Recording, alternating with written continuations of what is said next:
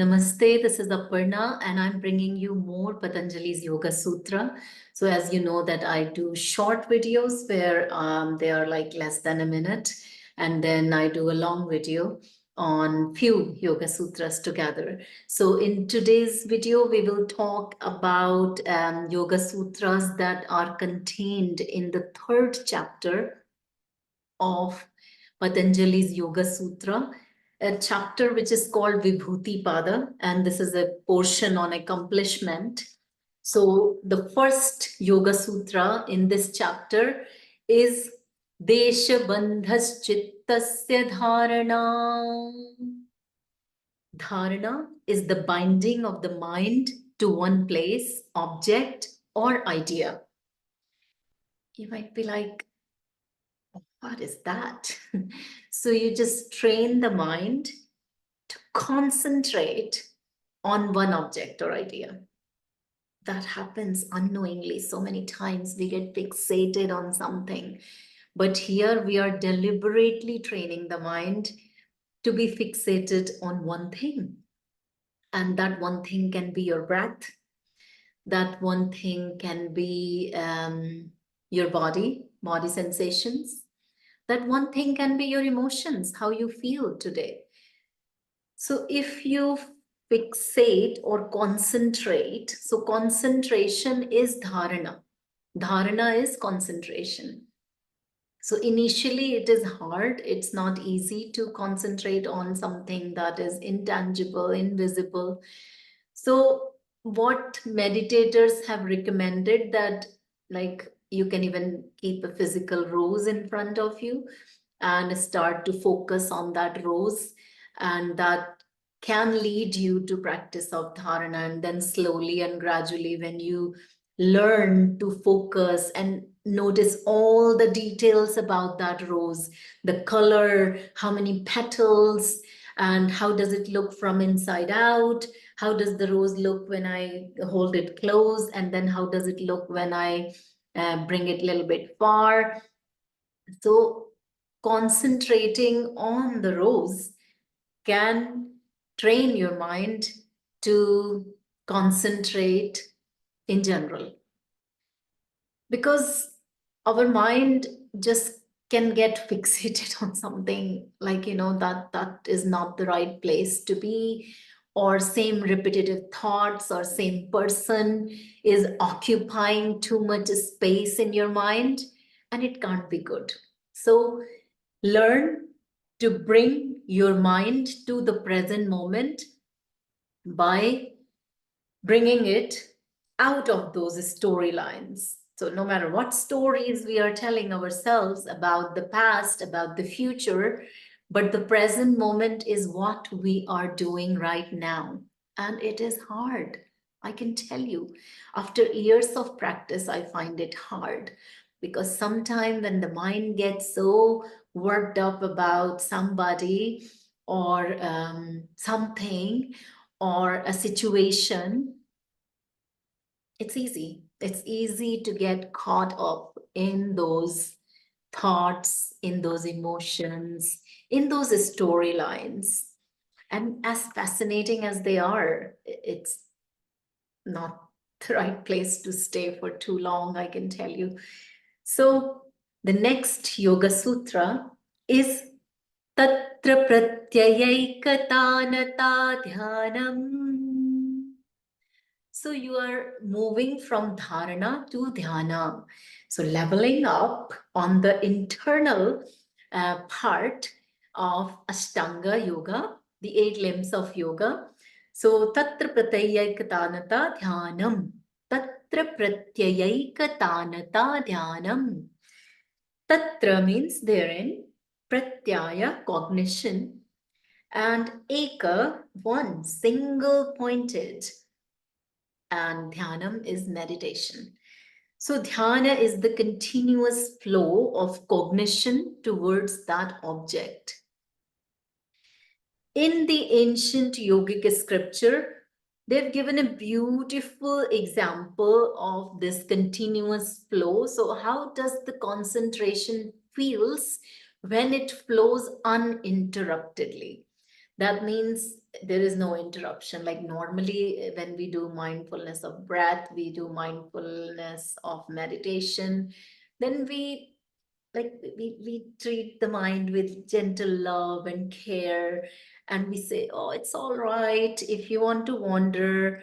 Like a little child, we call our mind and say that, now try and stay here with even one breath, with even two breaths. And we try and be very gentle with our mind. But when we move from mindfulness to meditation, to dhyana, the seventh limb of yoga, it's more difficult. It's more challenging. You've got to be a little bit more strict with the mind, like a parent who sometimes has to do things for the children which they don't like. So, kind of sometimes, even give out and say, have to concentrate. And that could be a stage of dharana where you have to scold or give out to your mind that, oh, I'm sorry, I'm joking. You never give out to your mind. You always treat your mind with gentle love and care. So you keep the mind in one place. And when finally your mind is trained to remain in one place, then comes that stage where the concentration flows like oil pouring from a bottle into another pot, that continuous flow.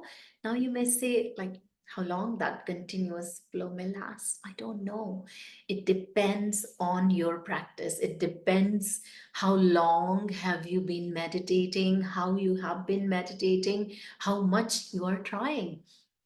So if you have done a lot of training to keep your mind in the present moment, then it would be little bit kind of easier to keep your mind in one place. But if you are new to the practice, so your dhyana may last for a minute, 2 minutes, 3 minutes, 5 minutes, I don't know. So there is no hard and fast rule, but if you experience that kind of everything else does not exist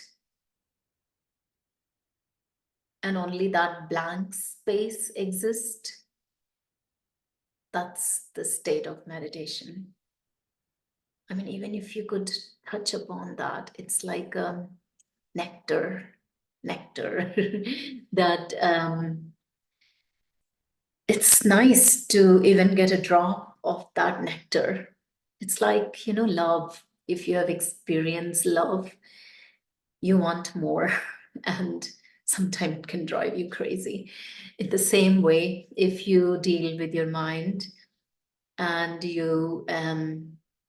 there are too many thoughts driving you crazy, but then you find that peace, complete blank, it just gives your mind a much needed break from all the thinking. It's tiring, it's exhausting, it can drain out of your energy. So don't let anybody um, pull you into that place where they are in charge of your life, but it's you. You keep the control of your mind, and it's very easy. Like, our mind easily get attached to people, places, situations, and it keeps telling those stories. And it takes courage and it takes effort to come out of those stories. Next Yoga Sutra, which is last for today's video. Tadevartha matra nirbhasam swarupa shunyamiva samadhi. Tad, that. So they are referring to meditation. So here the eighth or the final limb of yoga, which is Samadhi. Very, very, very difficult, because mind does not stop. And if mind won't stop, how would you reach to that state of Samadhi? So it's that same state of meditation, but it's kind of more deeper state of meditation. It's that state where the meditator and the meditation object started off as two, and then they both became one. So everything else disappeared. It's just this light that shines. I mean, I don't know. I haven't experienced Samadhi, and I would say very few people can reach to that state, because I feel this Maya or this world is designed in such a way that something or someone will pull your attention in such a way that the mind gets off the track and get attached. But it's possible, like that can be even a little tool um in your pocket, that you can take it out and use it when needed. So even though you may not reach the state of Samadhi, it's good to know what is Samadhi. So nobody can consciously practice Samadhi. So even if I want to, I can't say that, oh, I'm going to now practice Samadhi. No, it won't work. Because if you are in a state of Samadhi, you don't know anything. Your mind is just off this plane. Um, I don't know. As I said, I don't know how it feels, because you're not there. You don't exist in Samadhi. Normally, when you sit down and you try to focus on your breath, you try to focus on your body, your emotions, your thoughts, you keep going in and out. So there could be few pauses in between your thoughts, and some blank spaces, very welcomed.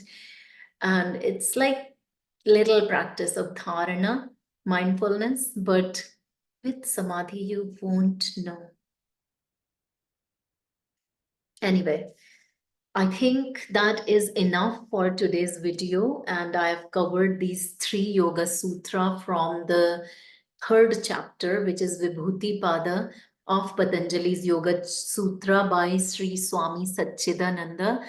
If you are interested in learning more about yoga philosophy, or yoga classes, or mindfulness, or MBSR, then you can contact me, and you can visit the website, or just leave a comment below on my YouTube link, and I will get in touch with you. Leave your email if you want to. If I don't know if you can message me on YouTube, but I'm on social media everywhere with Shubh Connections. And even you will get my phone number there as well. Namaste, and we will meet again soon.